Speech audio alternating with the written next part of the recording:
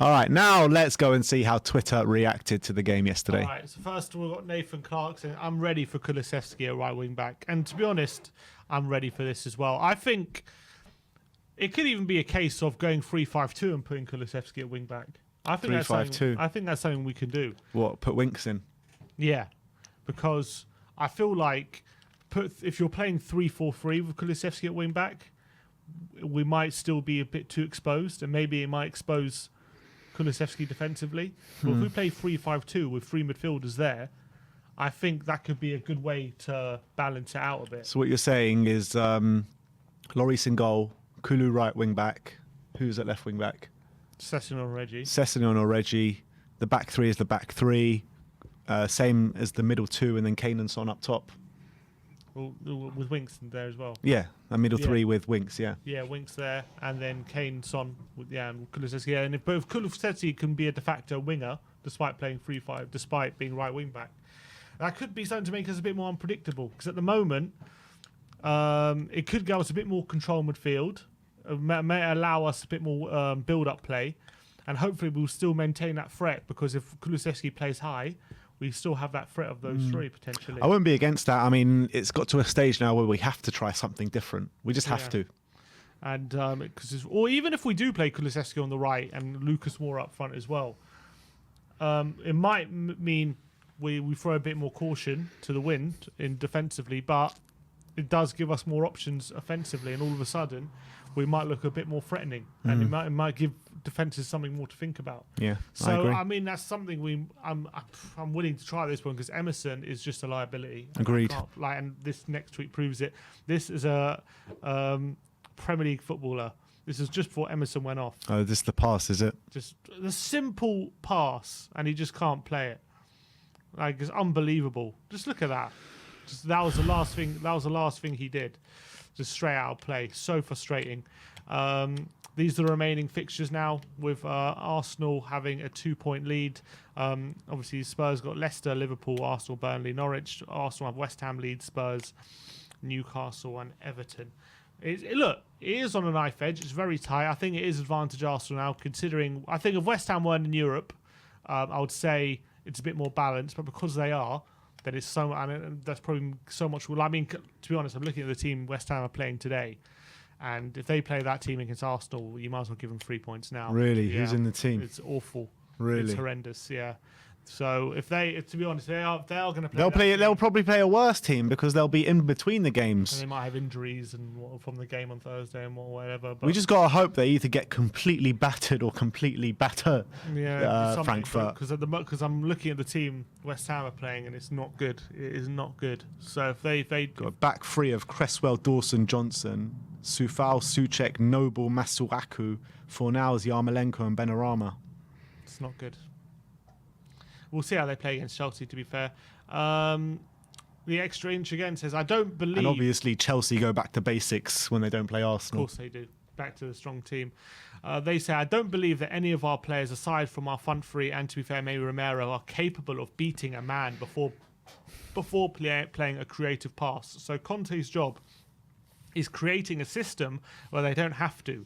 We played in front of Brentford for the vast majority of the game. Normally we play sharp passes into the forwards who lay back to the midfield, and then we release the wing backs. Brentford stopped the ball into the forwards, so we built up in front of them, and they defended in numbers. One solution was Bergwijn to stretch them. Conte didn't try anything. Would add that as bad as Emerson fits into the system, not as bad a player, just bad system fit. I don't think Doherty being fit changes the last two results. I really think it's more tactical, and Conte needs to find a tactical solution. Yeah, and you talk about world-class managers and good managers, and that's what Conte is. But surely, if he can see the players don't fit the system and the system isn't working in these games, you've got to mix it up. You can't keep trying the same thing that's not working. You have to mix it up. Yeah. You have to either go to a 4 at the back or go to a 3 in midfield, one or the two. You can't just keep, you know what I mean? It's the definition of insanity, isn't it? Trying the same things that don't work over and over again. I don't think, well, you could argue Conte's insane, but for other reasons. But look, at the end of the day, it is 2 games, so maybe in the third game he'll change it. You know what I mean? That's the reality, because it was working before and we were scoring lots of goals, but all of a sudden We got found out. it's now all changed and teams are more wise to how we play, so he's got to think of more solutions. They also had an absolutely infuriating match. Understand Conte is hamstrung by wing-back options, but that was crying out for a change in system. Maybe Bergwijn on to stretch defence, and he left it so late to change anything. Statman Dave says Christian Eriksen created more chances in the first half than the entire Tottenham team. A familiar face, and I said Eriksen I thought was really good yesterday. Brilliant. And if we put him on our team, I reckon we probably win the game. Yesterday he was that good. Duncan Alexander tweets out, There's been 18 occasions of a team not having a shot on target in the Premier League this season. 4 of them have been. Unbelievable. There you go. There's something we need to improve. 2 under Nuno and 2 under Conte now. Opta Jose, after 14 consecutive halves of Premier League football,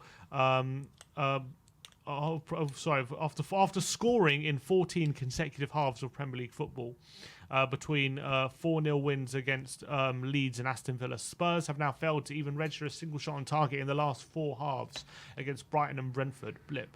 I didn't realise we'd scored in 14 consecutive halves before then. Yeah, neither did impressive. I. Yeah, it is impressive. But not the last 2 though. 4 halves in a row now with no shots on target. The last 2 games, if you were watching that game and didn't know who our manager was, you'd probably think it was Nuno. Yeah. The way we're creating at the moment. Yeah, these are Nuno type performances, 100%. These are the kind of performances that got him sacked. Nose Ahmed says, some justified criticism of Conte, others exaggerated. One criticism I'll give is this. Against Liverpool, we played so well in a 3-5-2. It allowed us to create dangerous chances every time we progressed the ball up the pitch. Now we can't, because we don't have the personnel. We shifted players who were instrumental to that result and didn't replace them in the window. Now we have one way of playing, which teams have found a way to combat and nullify. We didn't go to a plan B yesterday, not because we didn't want to, but simply because he couldn't. The thing is, he can go to a 3 in midfield and play Harry Winks. I know it's not what people want to hear. And, to think about Harry Winks being the saviour of this team from now to the end of the season, I can't really agree with that. But you've got to try different systems and you've got to try different things and see what works, because obviously what we're doing right now is not working. And Winks played in that game, didn't he? The Liverpool game. Him and Ndombele and Dele. Dele were in the middle 3 and we sold 2 of them. Because... would that system work as well with Højbjerg, Bentancur and Winks? I don't know, because a lot of the problem's still there in terms of creating. They're not the most creative players. At least he had Ndombele and Dele with him in that game, and Ndombele, got an assist, and Dele was, making some really good runs. Could Højbjerg and Bentancur do that role? I don't know. Well, I mean, if it's not working anyway, maybe not start with it, but at least if it's not working in a game, make a tactical change throughout the game. Bring on Winks, take off someone, and put a 3-man in midfield. Yeah. Or even drop Kane into midfield. Something. We'll put Kulusevski in the number 10 or something. Yeah. Cody Mack has tagged us in a tweet, so might as well look at it. I don't want to play with you anymore. Yeah, that's definitely how a lot of that. Because he has an Emerson shirt, doesn't he? Cody Mack, dearie me, he's probably regretting that right now. I think he got it because of a bet or something. I did, yeah. All right. Brilliant stuff. We can look at Reddit as well. Let's go look at Reddit 1 second. Oh no, I've got where is it? Saved. So this one. Spurs with Matt Doherty, Spurs without Matt Doherty. Well, that's quite funny. Dohertinho. And there was an interesting tweet I saw as well yesterday. I didn't like it for some reason, but has Doherty out the team? Is that hurting Kulu as well, do you think? Because they had such a good link up, didn't they? Yeah, it's true. And he hasn't quite got involved in the games, has he, Kulu, since then? It could very well be. It's mad to think, just taking Matt Doherty out of the team has caused us all these problems. It's mad to think that, but I don't know if it is as simple as that. I don't think it's just I don't think the team performance, but in terms of how Kulu's been impacting games, they did genuinely have a very good link up. They did, yeah.